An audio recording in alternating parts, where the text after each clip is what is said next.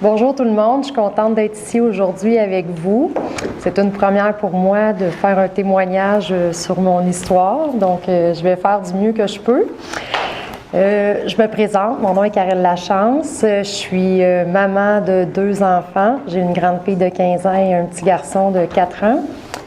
Je suis avec mon conjoint depuis plus de 7 ans et j'ai un frère, plusieurs amis et auparavant, j'étais enseignante en soins infirmiers, mais depuis l'annonce de la tumeur, je ne suis plus enseignante. Bon, du moins, je pourrais peut-être retourner à mes fonctions, mais pas pour le moment. Oups, ça va vite comme ça. Dans mon témoignage, je vais vous expliquer l'annonce de la maladie, comment ça s'est déroulé, les 3 diagnostics différents et mon choix. Quels ont été les traitements, l'espérance de vie par rapport au diagnostic que j'ai reçu, les conséquences des traitements et les changements que j'ai moi-même effectués dans mon mode de vie. Ça va vite. Bon. L'annonce de la tumeur cérébrale. Dans le fond, il y a eu 3 possibilités qui m'ont été présentées. Je vous explique rapidement le contexte. J'avais une MAVP, comme parlait tantôt la radio-oncologue, au niveau du poumon. Et juste avant d'accoucher de mon garçon de 4 ans, avant d'accoucher de mon garçon, de 4 ans, il y a 5 ans, la spécialiste de Sainte-Justine a décidé de me passer un scan au niveau cérébral. Et elle a fait une découverte fortuite. Elle ne me l'a pas dit sur le moment, mais juste avant de quitter l'hôpital, ils m'ont dit on doit te remettre des papiers. Là, je me suis dit comment ça des papiers? Pourtant, j'ai toutes mes prescriptions. Et finalement, elle m'a remis un résultat de scan m'annonçant que j'avais une tumeur cérébrale. Et elle me disait, je ne sais pas si c'est malin, bénin, je suis gynécologue, je ne peux pas t'en dire plus. Donc, j'étais complètement dévastée, complètement sous le choc, pareil comme mon conjoint. Et on est reparti de l'hôpital avec un bébé naissant en sachant que j'avais une tumeur cérébrale, mais on ne savait pas laquelle. Donc, j'ai été référée au docteur Petrika, qui, lui, est à centre de santé universitaire de McGill. Je l'ai rencontré avec mon bébé d'1 mois et demi dans les bras pour me faire dire que j'avais une tumeur maligne au cerveau. Je me disais, je vais bien, je suis en pleine forme, j'ai quelques maux de tête de temps en temps, c'est impossible, je ne le crois pas. Dans ma tête, c'était complètement impossible. Donc, je suis allée voir le 2e spécialiste qui m'était référé. J'ai pas nommé le nom, j'ai nommé Petrika parce que vous allez comprendre pourquoi plus tard, mais j'ai pas nommé les noms des autres, là, je trouvais pas ça pertinent dans mon histoire. À l'hôpital Notre-Dame, lui, il m'a dit « Non, c'est bénin, ne t'inquiète pas. » J'ai dit « Oh mon Dieu, je suis contente. » Et là, j'explique que je m'étais fait dire que c'était malin 1 semaine ou 2 auparavant. Il me dit « Ben, bénin ou malin, on le sait pas, c'est des images. » Là, je me dis « Bon, là, non. Je me fais pas opérer le cerveau. » Puis oui, je comprenais que c'est des images, c'est difficile, mais moi, je suis patiente, puis je me dis « Il ne sait pas trop, je vais aller en voir un autre. » Je me fais dire par un que c'est malin, par l'autre que c'est bénin. Fait que je vais aller en voir un 3e. Je vais voir un autre neurochirurgien. On parle toujours de neurochirurgien, là, on s'entend, là, à Sherbrooke, qui me dit « C'est assurément bénin, tu as déjà eu un trauma crânien, de l'inflammation, c'est bénin, c'est sûr. » Moi, j'opère beaucoup de cas complexes, comme tous les neurochirurgiens. Je t'opère pas tout de suite. On attend, on fait un suivi. Il y a eu quelques suivis. J'ai mis le dernier rapport du dernier suivi.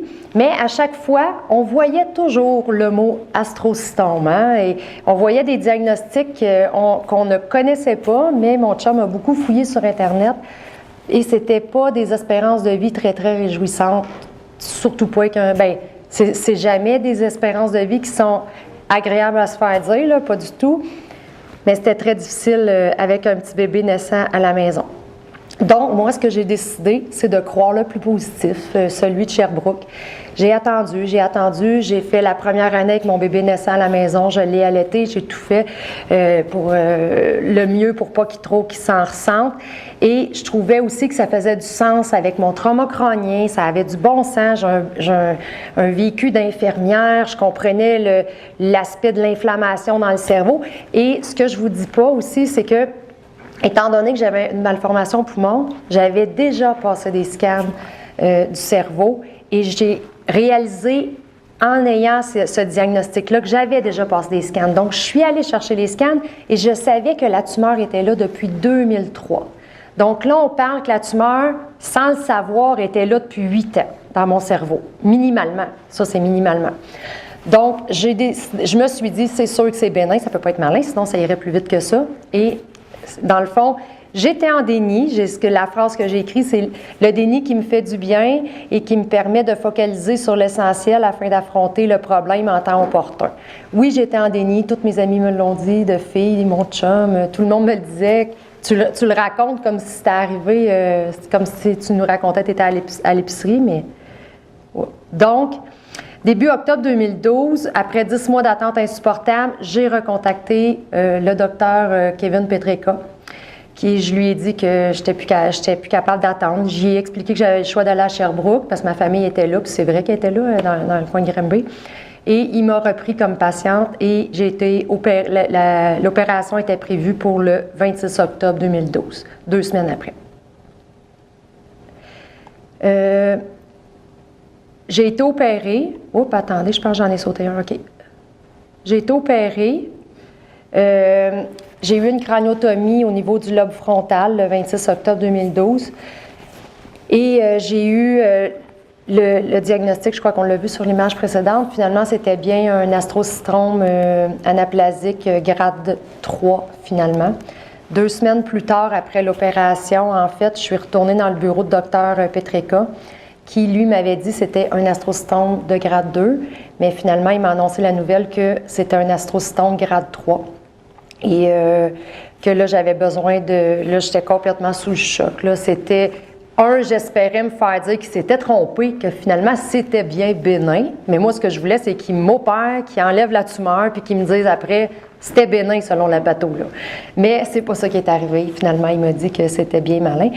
Et là, dans le fond, j'avais mon petit bébé de 11 mois à ce moment-là dans les bras. Et là, je savais que je devais faire les 30 traitements de radiothérapie et la chimiothérapie. J'ai marqué 9 mois. Là, il me semble que c'est 9 mois environ que j'en ai fait. J'ai arrêté en septembre de l'année suivante. Donc, non, là, hey, par en bas. Donc, quand on a su le diagnostic officiel qui était l'astrocytome grade 3, c'est sûr que moi, je parle en tant que patiente aujourd'hui, c'est sûr que je ne suis pas au niveau scientifique. Mon chum s'est mis à chercher sur Internet, et c'était 5 ans d'espérance de vie. Quand je suis allée voir l'oncologue me dit, là, moi, je suis infirmière, j'ai besoin de statistiques dans la vie, je veux savoir, puis de toute façon, j'ai un bébé, là, je veux savoir combien de temps tu me donnes à vivre, là. Fait qu'il me dit 4 à 6 ans. Là, je pars du bureau de l'oncologue, je m'en vais voir mon neurochirurgien. Là, il vient de me dire 4 à 6 ans, ça n'a pas de bon sens, puis là, je capote. Il dit, non. Il dit, c'est pas 4 à 6 ans. Il dit, c'est moi qui t'ai opéré. Ça ne reviendra pas avant 10 ans. Bref, pourquoi je vous dis tout ça? C'est que peu importe le diagnostic, je crois que dans la vie, il y a une courbe. Hein? Qui est patient ici? Juste pour ça, est-ce que vous voulez lever la main ou non? Vous n'êtes pas obligé, là? OK. Patiente, on a de la patience. Patiente et patient, oui. Tu sais, il y a une courbe. La courbe, il y en a 50 c'est avant les statistiques qui vont partir, puis il y en a 50 que c'est après. Puis, tu sais, moi, ce que j'ai beaucoup aimé lire, c'est les statistiques, c'est une information, pas une condamnation. Puis, ça dépend de l'état de santé, ça dépend de comment on est en forme, ça dépend de notre mode de vie, ça dépend de beaucoup de choses. Oui, ça dépend de la maladie aussi, mais moi, j'ai décidé de beaucoup focusser sur mon mode de vie. Puis, j'ai décidé de croire mon neurochirurgien qui, lui, me disait, selon ce que j'ai opéré, qu'est-ce que j'ai enlevé, comment tu es en forme, ça va prendre 10 ans. Ça peut prendre 10 ans avant que ça revienne, mais ça peut en prendre plus aussi, puis ça peut en prendre moins, on ne le sait pas. Et quand j'ai été en radiothérapie, j'ai fait le choix d'héberger à Montréal là, parce qu'on habitait loin pour diminuer le stress. Et là, je me suis mis à lire, et j'ai tombé sur le livre Anti-cancer de David Servan-Schreiber. Je ne sais pas si les patients ici le connaissent, là, mais pour moi, en tout cas, c'était comme une petite Bible. Il donne beaucoup d'informations. Et justement, la semaine passée, j'ai vu mon oncologue et j'ai dit « Ça se peut pas que tu n'aies pas lu ça. » Puis, finalement, mon oncologue m'a dit qu'il était d'accord avec mon neurochirurgien la semaine passée. Fait qu'au moins, j'étais contente. Donc, c'était des bonnes nouvelles. Là, j'ai beaucoup lu. Là, excusez, je vais vous parler des conséquences de la maladie. Après ça, je vais vous donner le résultat de mes lectures. Les conséquences de la maladie sur ma vie, c'est sûr que, honnêtement, comme disait tantôt la radio-oncologue, moi, c'est le lobe frontal qui a été atteint. Selon mon neurochirurgien, je ne suis pas supposée avoir des séquelles. En tant que tel, parce que ça n'a pas touché à la vision, à la motricité, rien de ça.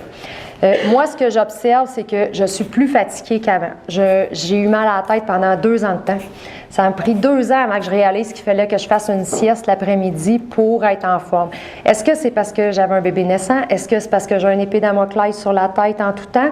Est-ce que c'est parce que je vis beaucoup de stress? Est-ce que c'est à cause de la radiothérapie? C'est-tu la craniotomie? Je ne sais pas exactement c'est quoi, mais je sais que je ne suis plus comme avant, puis il faut que j'apprenne à accepter ça.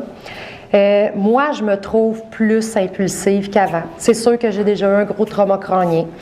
C'est difficile de départager tout ça, mais c'est sûr qu'il y a une psychologue qui me dit que ça pouvait arriver qu'après la craniotomie au niveau frontal, on soit un petit peu plus impulsif. C'est sûr que tous les patients, peu importe, je pense la tumeur cérébrale on vit toutes énormément de stress.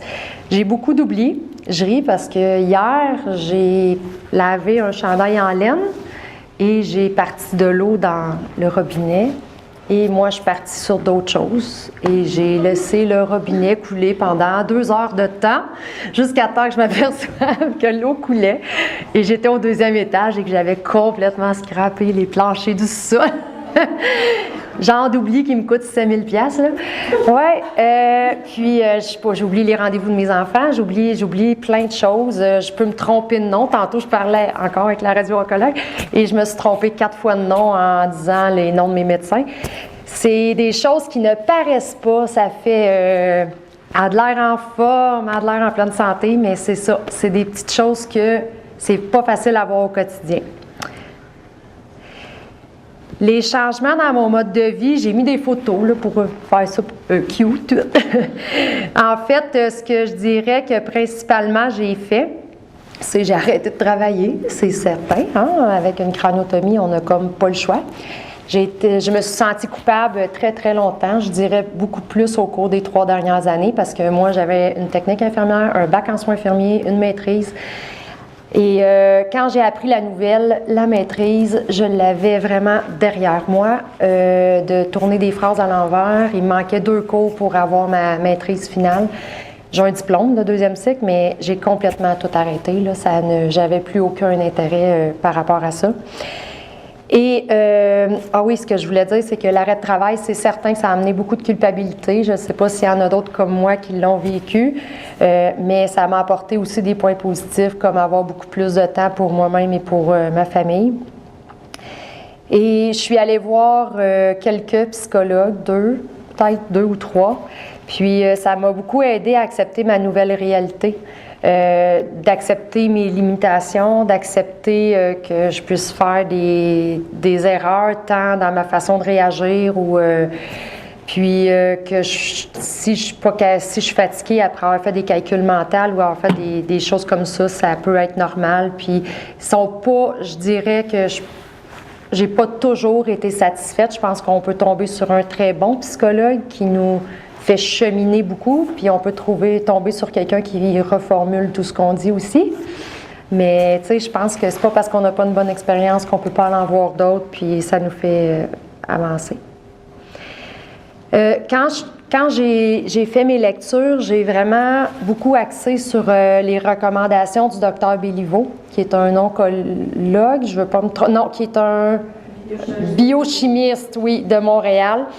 J'ai été beaucoup motivée par rapport à ça. J'ai vraiment essayer de prendre du contrôle sur ma maladie avec l'alimentation. Oups, j'avais des pages, je vais en sauter quelques-unes. En fait, ce que j'ai essayé d'intégrer que je ne faisais pas auparavant, c'est d'intégrer l'ail de façon beaucoup plus fréquente, des capsules d'ail, du thé vert, des petits fruits, j'en prenais déjà, mais là, c'est vraiment religieusement à tous les jours dans mon alimentation, le chocolat noir tous les jours dans mon alimentation, étant donné qu'il ne faut pas essayer de ne pas manger de sucre, comme exemple, à midi, ici, c'était pas facile, mais on peut pas beaucoup manger de sucre, mais le chocolat noir, c'est recommandé. Donc, le chocolat noir, vin rouge, curcuma, même si les études sont controversées, que le curcuma est plus ou moins, en tout cas, j'en ai vu qui disaient que c'était correct, que c'était bon, fait que je le fais quand même.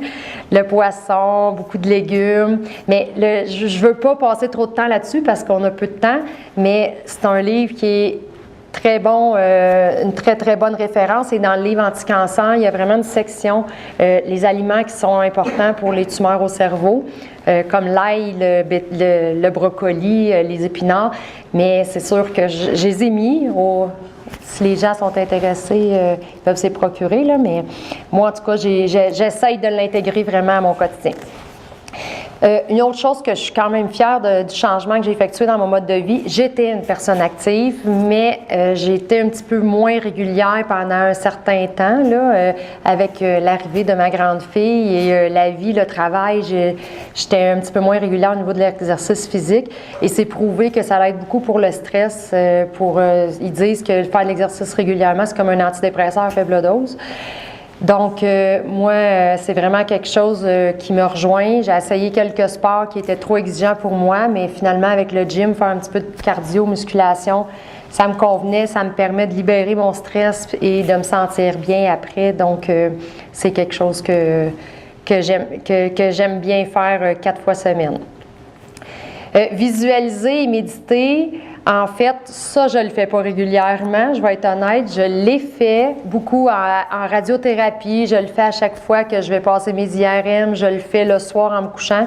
Je ne suis pas en position méditation tout le temps, mais je le fais quand même assez régulièrement. Puis, je me plais à croire que j'ai un petit requin qui mange les pas bonnes cellules dans mon cerveau, là, mais c'est ça, chacun imagine sa petite bébite qui mange ses affaires, là, mais c'est ça. Moi, j'ai lu le livre de Guy Corneau, Revivre, qui est très bon, puis tu sais, Guy Corneau, il y avait 2, je sais pas combien, là, je dis à peu près 2-3 cancers, puis il était grade 4, puis il a survécu, puis là, il est correct. Tu sais, il a intégré plusieurs choses à sa vie. Ce n'a pas été que la chirurgie, la radiothérapie et la chimio. Puis moi, je crois à ça, qu'il y a plus que ça. Mais je n'enlève pas du tout l'importance à la radiothérapie, à la chimio et à la chirurgie. Je m'en vais jamais du bonbon. Bon, relaxation, d'aller au spa une fois de temps en temps, d'être dans la nature. On s'est construit une maison sur le bord d'un lac. C'est pour ça que j'ai mis une photo du bord du lac. Bon, de profiter des moments vraiment là, dehors, d'aller en voyage, de massothérapie une petite fois de temps en temps pour diminuer les tensions. Et j'essaye de profiter, en fait, plus de chaque moment qui m'est proposé, que ce soit d'aller au hockey avec un ami, que ce soit d'aller au resto avec ma fille. J'essaye de faire le plus de moments que je peux avec ma famille. Pratiquer mes passions, l'art, c'est devenu ma nouvelle valorisation. Au lieu d'être enseignante en soins infirmiers, je sors du bois et je peinture et je fais de la peinture sur bois, de l'époxy. Puis dans le fond, c'est de se trouver des passe-temps qui sont agréables puis qu'on finit par se valoriser là-dedans. Depuis peu, je m'implique socialement. J'ai fait la marche des tumeurs cérébrales à Montréal. J'ai été dans les survivantes naturellement à courir le 5 km. J'ai amassé 1175 $. Attendez. J'ai mis la page de la marche des tumeurs cérébrales avec mon équipe en haut, les personnes qui ont couru avec moi. Et la photo en bas, c'est les survivants. C'est sûr que c'est pas tout le monde qui a couru. Il y a plusieurs personnes marchaient, mais c'était agréable comme événement. Puis c'est le fun de voir d'autres personnes qui partagent les mêmes choses que nous. Puis j'ai bien aimé et je vais recommencer l'année passée en essayant d'amasser encore plus de sous. Finalement, 4 ans plus tard, aujourd'hui, je suis devant vous. Et ce que je n'ai pas dit, je crois, au début, parce que là, j'essaie de tout dire les 5 dernières années, mais c'est pas facile. C'est sûr que quand je me suis fait dire que j'avais une tumeur cérébrale avec un bébé naissant, je croyais qu'il ne rentrerait, je ne le verrais pas rentrer à la maternelle. Je croyais que je ne verrais pas ma fille grandir, se marier, avoir des enfants, même si elle n'en veut pas. Elle en a trop autour d'elle. Mais c'est ça, je croyais vraiment sincèrement que je ne verrais pas mes enfants grandir. Ça, c'était, tu sais, un conjoint, au pire, c'est sûr, c'est difficile pour le conjoint aussi, là, mais au pire, il peut... c'est plate à dire, hein, mais au pire, il va se retrouver une nouvelle conjointe, là. Mais les enfants, t'es maman juste une fois, là, c'est ça. Je veux pas... Tu comprends ce que je veux dire, hein, chérie? C'est ça. Je pense que je suis remplaçable au niveau de la conjointe, mais un peu moins au niveau de la maman. Et ça, j'ai trouvé ça vraiment très, très difficile. Puis, je fais encore des IRM à tous les 4 mois jusqu'à la fin de mes jours, hein, parce que c'est ça, comme le dit tantôt la radio-oncologue, ça revient. Je crois, j'espère que ça ne reviendra pas, je crois être comme David Servan-Schweber qui a survécu 20 ans, un astrocytome, si je ne me trompe pas, grade 3. Puis on parle de 20 ans, là, il est mort en 2011, puis il l'a appris lui aussi de façon fortuite à 30 ans, puis il a survécu 20 ans quand même. Donc j'espère être un des exemples comme David Servan-Schweber. Et j'essaie de profiter de la vie au maximum et comme mon chum dirait, carpe diem, cueille le jour présent sans te soucier du lendemain. Et je finirai en disant, comme mon neurochirurgien, parce que quand je vais le voir, il est assis dans son fauteuil très relax et il me dit « Be happy, be happy, be happy ». Donc, c'est ce que j'essaie de faire. C'est pas toujours facile, mais on essaye. C'est tout.